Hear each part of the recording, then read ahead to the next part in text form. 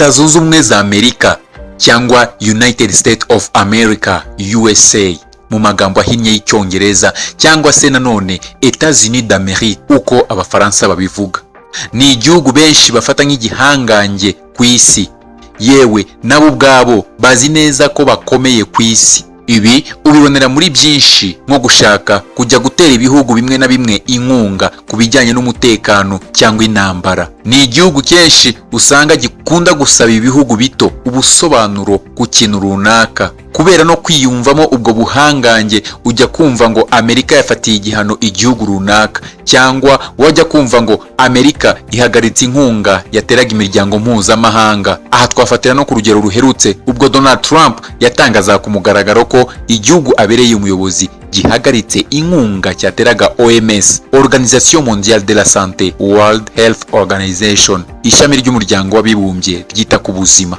Ibyo byose bigaragaza ubukaka iki gihugu gifite ku isi. Gusa nubwo iki gihugu gisa nkaho ari igihangange ku isi, ni nako kigira abanzi batari bake. Ku buyobozi bwa Donald Trump, iki gihugu cyaranzwe n'udushya twinshi ndetse n'ibibazo bitari bike byagera kuri coronavirus bikaba ibindi nubwo biri ku isi hose. Ari naho hakomotse kutumvikana na OMS mu gihe Amerika ikiri mu bibazo byo guhangana n'icyorezo cya coronavirus. Hikubisemo ikibazo gikomeye cy'urupfu rw'umwirabura George Floyd wishwe n'umupolisi amushinze ivi ku gikanu kugeza ashize mu mwuka, maze igihugu cyose muri leta zitandukanye zo muri Leta Zunze Ubumwe za Amerika abirabura barigaragambya birakomera. Niyo mpamvu Nibisanzwe TV twabateguriye ku buryo burambuye kuva imyigaragambyo itangira kugeza aho Donald Trump yabonye ko bikomeye ndetse bikomeza gufata indi ntera, akohereza ingabo nyinshi ngo zihoshe imyigaragambyo. Abantu benshi bari bazi ko izi ngabo zigiye gukoresha imbaraga zidasanzwe ku buryo hashobora no kugira impfu. Gusa benshi batunguwe no kubona abasirikare ba Trump bagera imbere y'abigaragambya, ahubwo abo basirikare bagasaba abigaragambya imbabazi kugeza aho bapfukamye imbere yabo bashinga amavi hasi kandi babateza amatwi. Mbibutse gukora subscribe no gukanda ku kimenyetso cy'inzogera notification kugira ngo ibiganiro, ibyegeranyo n'amakuru agezweho ya Nibisanzwe TV byose bikugereho ako kanya. Nge ndi Frank Mario Sebudandi.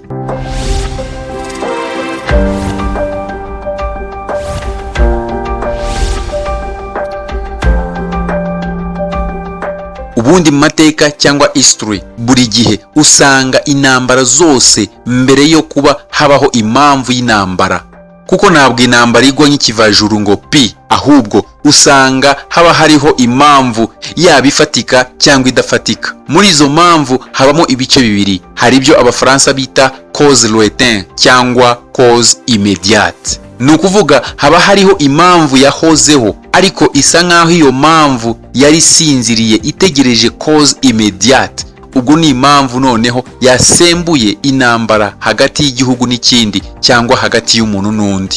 Imyigaragambyo irimo kubera muri Leta Zunze Ubumwe za Amerika, aho abirabura ndetse n'abazungu babashigikiye bakomeje kugaragaza uburakari budasanzwe, ntibisobanuye ko ari urupfu rwa George Floyd, ahubwo urupfu rw'uyu mugabo ni cause immédiate twavuze hejuru. Nyamara hariho n'ibindi byinshi abirabura bibutse uko igipolisi cyagiye kibahohotera. Noneho George Floyd aza ari nk'umusemburo wasembuye umujinya n'uburakari ababirabura bari basanganywe.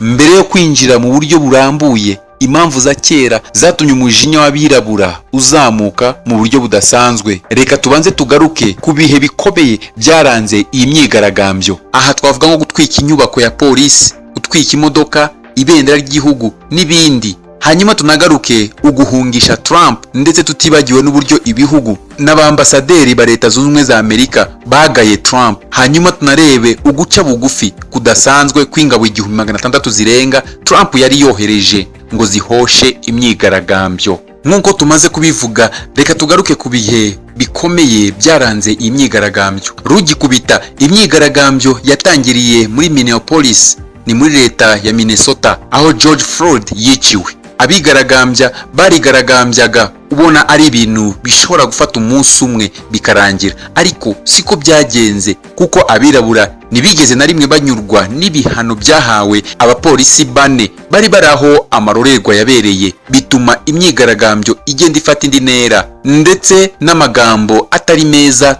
Donald Trump yagiye atangaza.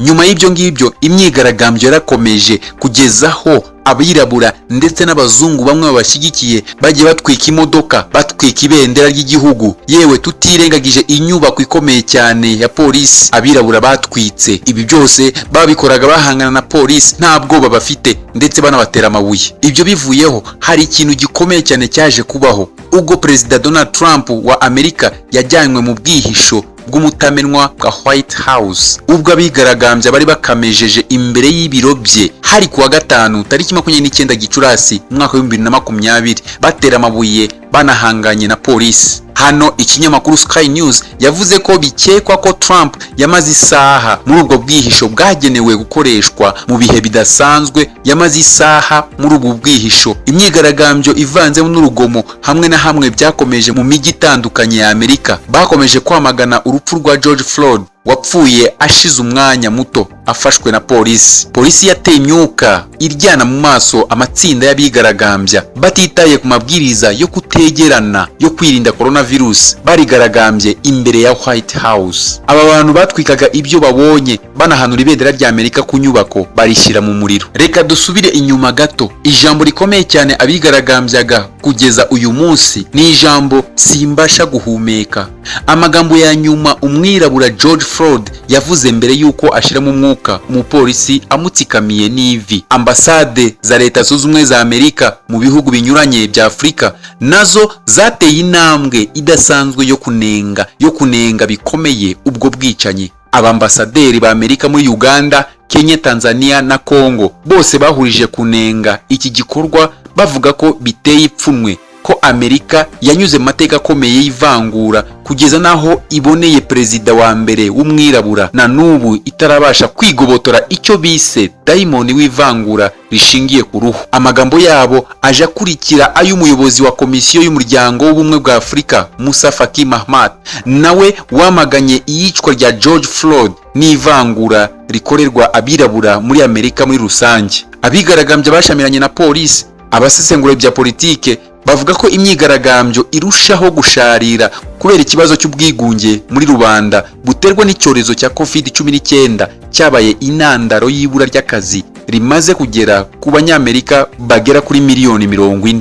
Nubwo imyigaragambyo habayemo byinshi tutarondora, ariko reka noneho dusubira inyuma gato nk'uko twatangiye tubivuga hejuru kugira ngo dusobanukirwe ibyo bita cause lointain cyangwa se cause immédiate. Ni impamvu ibiri aho ngaho icecetse ariko hakaza kubaho noneho n'imbarutso cyangwa se impamvu isembura intambara hagati y'igihugu n'ikindi, cyangwa se hagati y'itsinda runaka n'irindi, cyangwa se hagati y'umuntu n'undi. Reka noneho dusobanukirwe byimbitse impamvu y'imyigaragambyo iri kubera muri Amerika. Imyigaragambyo yadutse muri Leta Zunze Ubumwe za Amerika guhera mu cyumweru gishize yatijwe umurindi n'urupfu rw'umugabo w'umwirabura George Floyd wishwe n'umupolisi muri leta ya Minnesota mu mujyi wa Minneapolis. Nubwo Derek Chauvin wamaze no kwirukanwa mu gipolisi akurikiranyweho icyaha cy'ubwicanyi gishobora gutuma afungwa imyaka 25,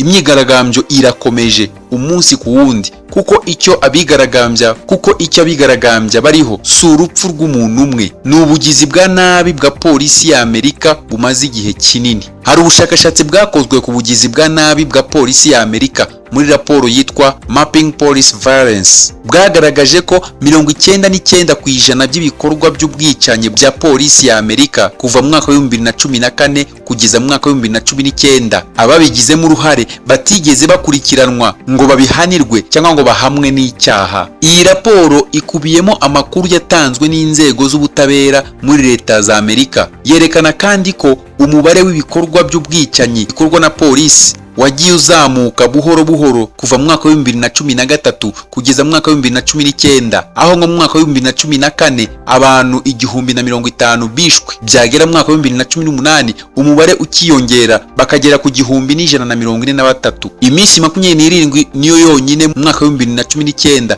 abapolisi bo muri Amerika batigeze bica umuntu. Ikindi kandi nubwo ubwo bwicanyi butibasira ubwoko bumwe gusa, oya, amoko yose atuye muri Amerika yibasirwa n'abapolisi. Imibare igaragaza ubwicanyi bukorerwa abirabura muri Amerika igenda igabanuka ugereranyije n'ubwicanyi bukorerwa abazungu. Abakomoka muri Amerika y'Amajyepfo bo imibare ikaba yiyongera cyane. Abapolisi ntibatinya no kwica bakavukire ndetse n'abanyamerika bafite inkomoko muri Aziya. Ikiriho ubu nuko imibare y'abantu batazi ubwoko bwabo ariyo irimo kuzamuka cyane mu bicwa. Nko mu mwaka wa 2019 abirabura 259 bishwe na polisi ugereranyije n'abazungu, ariko bakavukire bo ni bake cyane kuko hishwe 13 gusa. Iki ni ikigaragaza ko ubugizi bwa nabi bwa polisi ya Amerika buhangayikishije abanyamerika, ariko ubushakashatsi bukagaragaza ko buri gihe abirabura aba ari bo bafite ibyago byinshi byo kwicwa na polisi uramutse ukoze ikigereranyo cy'abicwa ushingiye kuri miliyoni y'abaturage.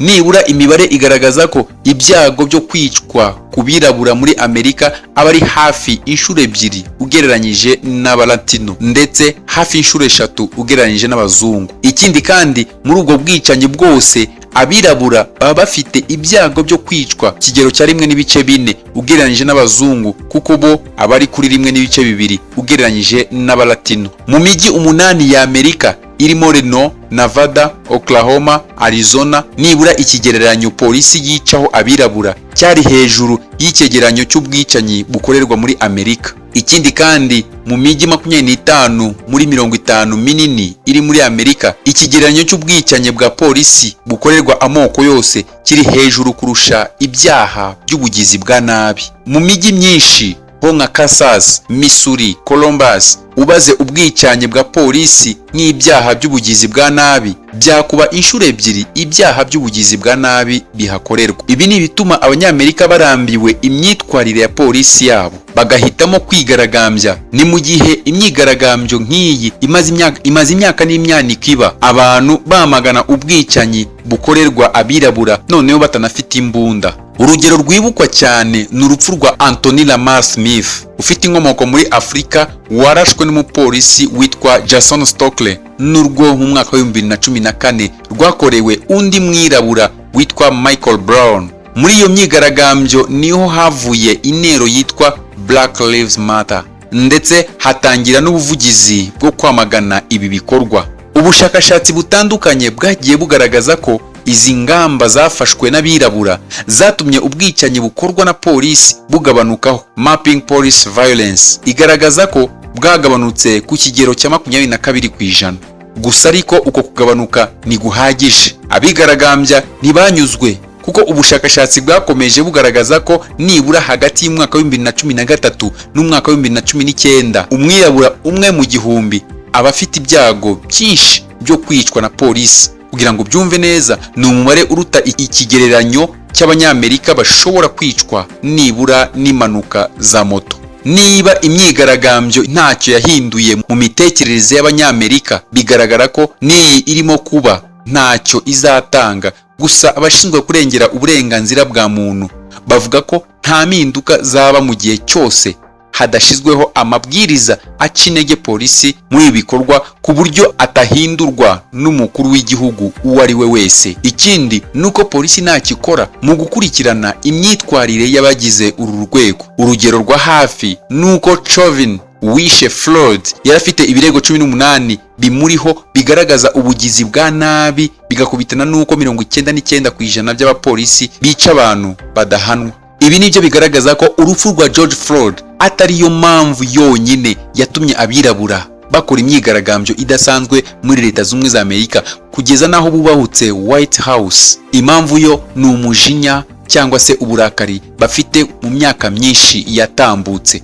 Ahubwo iyicwa rya George Floyd niyo cause immediate cyangwa se impamvu y'ako kanya nk'umusemburo wasembuye abirabura bo muri Amerika. Nubwo Donald Trump yohereje ingabo nyinshi zize zihosha imyigaragambyo y'abirabura ndetse n'abazungu babashyigikiye, abantu benshi bakomeje kuvuga yuko imyitwarire cyangwa se imyifatire y'aba basirikare bagaragaje ni uburyarya, niko benshi bavuga. Nubwo baje baciye bugufi cyane bagatega yombi abigaragambya kugeza naho bapfukamye hasi babasaba imbabazi. Ngayo nguko rero ibyaranze imyigaragambyo y'abirabura ndetse n'abazungu babashyigikiye nyuma y'urupfu rwa George Floyd wishwe n'umupolisi atsikamiwe ku gikanu kugeza ubwo ashizemo umwuka. Mbibutse gukora subscribe no gukanda ku kimenyetso cy'inzogera kugira ngo ibyegeranyo, amakuru mashya ndetse n'ibintu bidasanzwe tubategurira bibagereho ako kanya. Iyi ni Bisanzwe TV, ikiganiro n'indorerwamo, naho njye ndi Frank Mario Sebudandi. Naho ubutaha, Imana ikomeze ibarinde.